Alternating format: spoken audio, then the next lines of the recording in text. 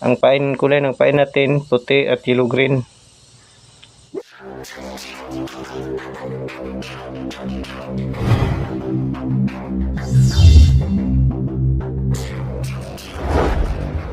Okay, so ito na yun mga idol. Ang kulay ng pain natin, puti at yellow green. Minline natin, size. Pangtali sa kawil 4. Rintek.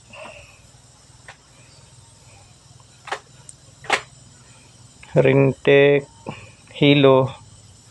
At ito kawil natin, mustad 569. Mas magandang gamitin ang mustad mga idol kasi hindi agad kakalawangin. Okay, so umpisa na tayo mga idol.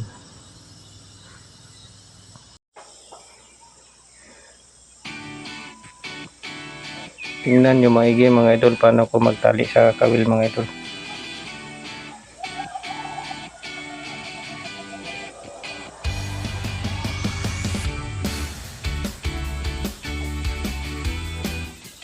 So umpisa mga idol, mahirapan talaga kayo pag gawa nito mga idol, pero pag nasanay ng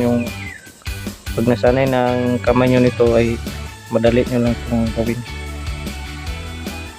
Yan, tingnan nyo yan mga idol, bilugin nyo lang yung nylon, tapos ganyan, yan, ikot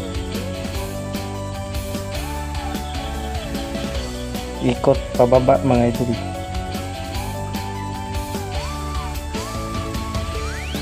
Yan, pababa mga 7 ikot. Tapos yung ito pila,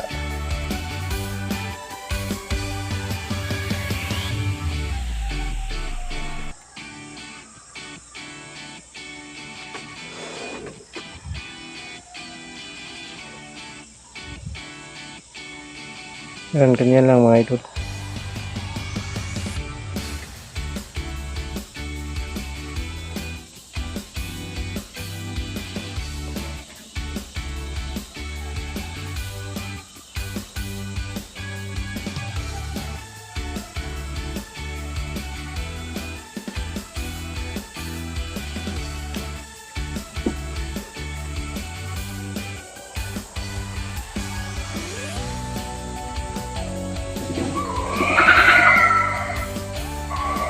Sa puti tayo maguna mga idol, dapat maliit lang, ay kunti lang, ganyan lang karami mga idol.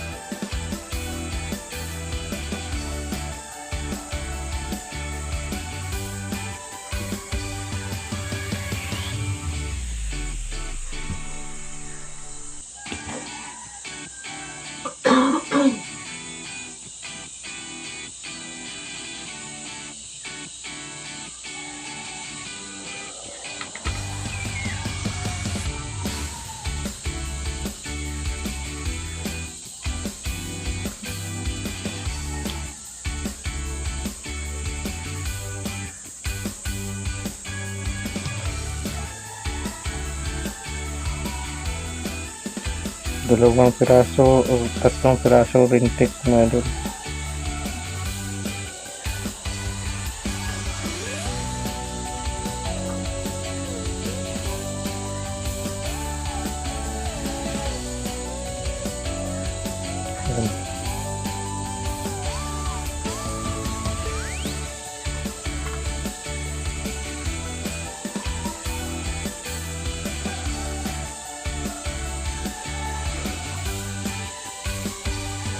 Kayo nga nasabi ko mga idol, so umpisa lang kayo mahirapan ito,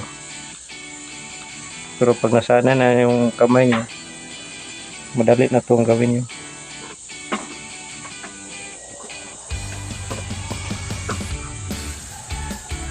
Yan, dito na tayo sa hilo na itim na hilo mga idol.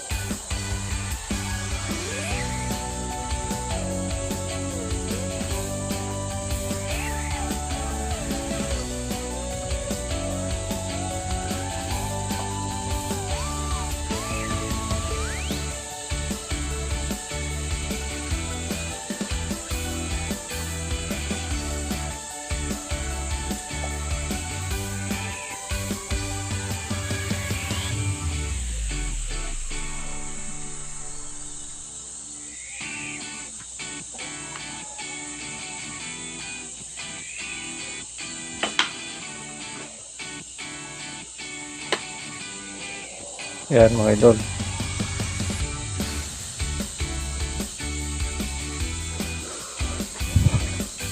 Tips ko sa inyo mga idol, kung baguhan pa lang kayong gumagawa nito, itong hilo, patakan nyo kunti ng may tiban para hindi agad matanggal, kasi pag nakagat-kagat to ng isda ay matanggal tong hilo na tinatali natin. Pag natanggal yung hilo ay wala na rin itong, pati itong pain ay matanggal na rin.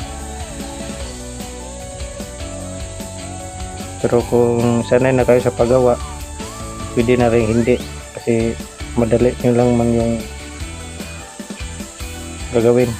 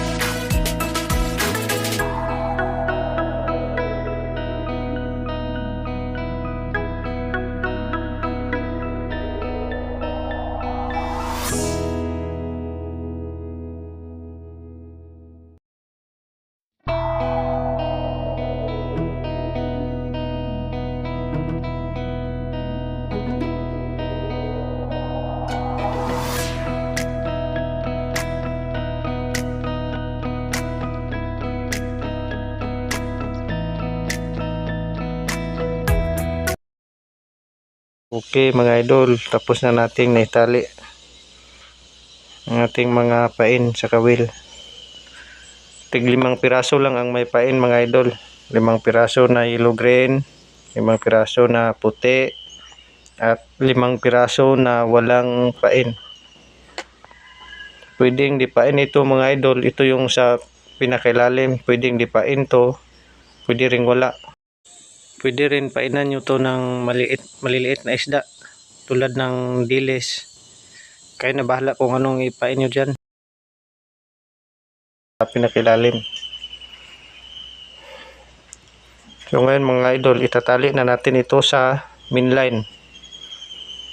Itong lahat 15 pirasong kawil, pagkasyahin natin dito sa isang ito. Okay, itatali na natin sa mainline para malaman natin kung magkano ang distansya sa bawat kawil. Okay mga idol. Okay mga idol, ganito lang pagtali mga idol. Lagay tayo ng guhit dito para maging pantay ang lahat ng sukat. Ganito lang pagtali mga idol.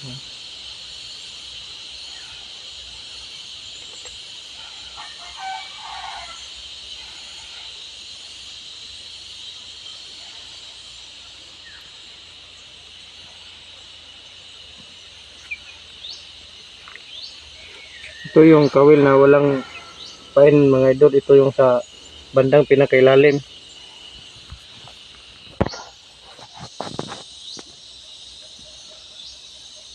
Ang distansya nito mga idol ay isang dipa. Isang dipa ang distansya sa walang pain. Ito naman sa dipain, isang dipa at sobra kalahati. Isang dipa, sobra kalahati. Yeah.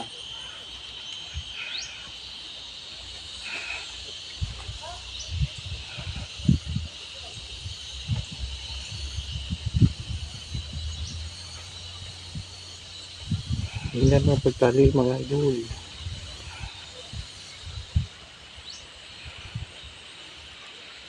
Kung maluwag dyan sa lugar nyo, pwede nyo ilatag yung mainline.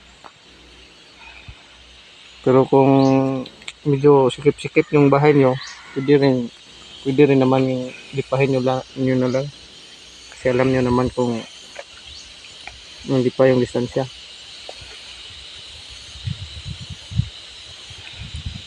Ito kasi sa aming lugar mga idol, bukid. Ako yung mangingisda na taga bukid. Napilitan lang talaga ako mangisda dahil sa mahal ng isda.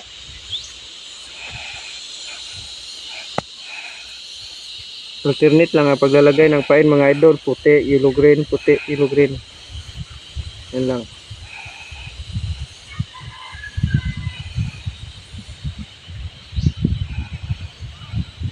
Kita mo yung lugar natin para makita nila na taga-bukid talaga tayo. Nakita nyo yan mga idol, puro kahoy at bundok. Bundok na may kahoy.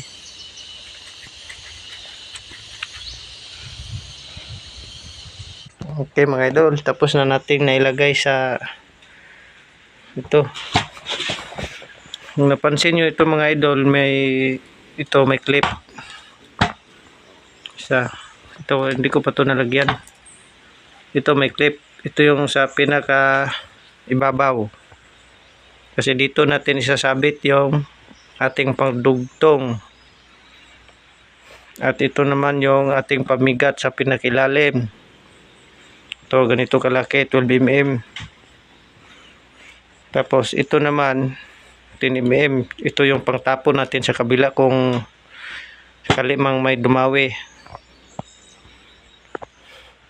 Okay mga idol, sana masubaybayan nyo pa yung mga ibang video ko mga idol hanggang sa paglaot ko mga idol. Maraming salamat mga idol, sana ay may natutunan kayo. God bless po sa ating lahat.